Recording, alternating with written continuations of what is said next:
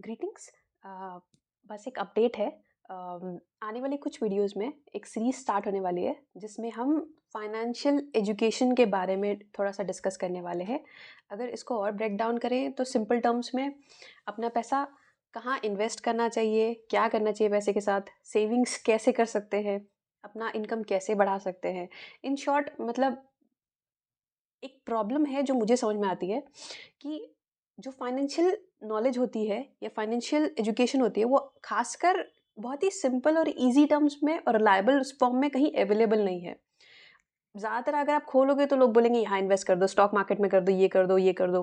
But अगर किसी individual को स्टॉक मार्केट में इन्वेस्ट नहीं करना है, वो थोड़ा सा सेफ साइड चलने के बाद भी समझ समझ के चलने के बाद, बेसिक्स को समझने के बाद अपने आप से समझना चाहता है, फिर अपने हिसाब से डिसीजन लेना चाहता है कि मुझे पैसा कहाँ इन्वेस्ट करना है, क्या करना है उस पैसे का।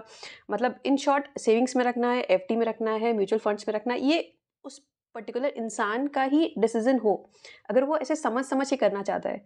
और बहुत ही सिंपल और ईजी फॉर्म में अगर एक डेटा उसको मिल जाए कि हाँ ये ऐसा डेटा है, यहाँ यहाँ से कलेक्ट हुआ है, क्योंकि इन्फॉर्मेशन एक्चुअल में किसी की नहीं होती है।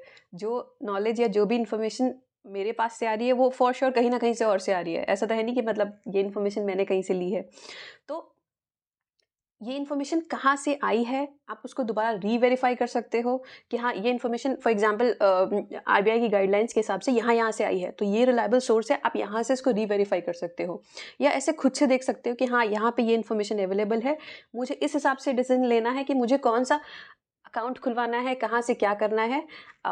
इसमें डिस्क्लेमर एक और है, मैं कोई फाइनेंशियल एडवाइज़र नहीं हूँ, प्लस मैं खुद एक लर्निंग फेज़ में हूँ। बट जो भी इन्फॉर्मेशन है, मतलब एक्चुअल में मेरी स्पेशलिटी ऐसा मुझे लगता है कि किसी भी इन्फॉर्मेशन को बहुत ही सिंप्लीफाइड फॉर्म में प्रेजेंट करना, ये मुझे मतलब ये मेरा स्पेशलिटी है कि आसानी से समझते कैसे हैं ये मुझे शायद आता है, या समझाते कैसे शायद मुझे आता है। तो बस मैं अपना एक्सपीरियंस शेयर कर रही हूँ जो भी है। Nothing more than that.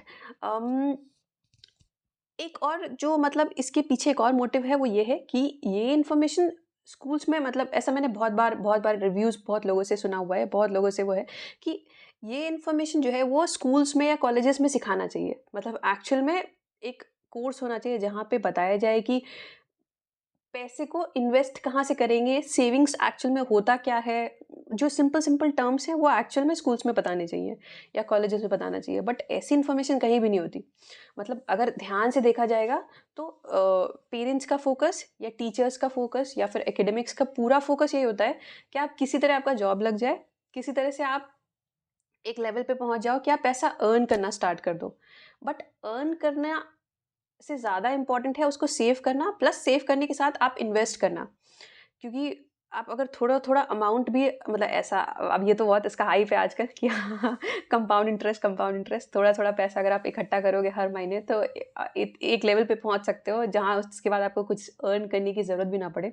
तो वो ये इन्फॉर्मेशन जो हमें यूट्यूब के थ्रू मिल रही है, ये इन्फॉर्मेशन एक्चुअल में हमें एकेडमिक्स के थ्रू मिलनी चाहिए, स्कूल्स एंड कॉलेजेस में मिलनी चाहिए।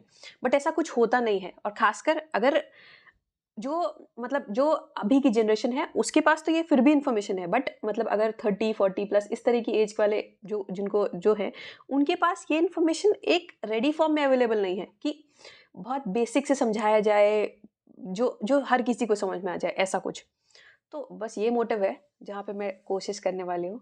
एंड देखिए कैसा होता है। Thank you.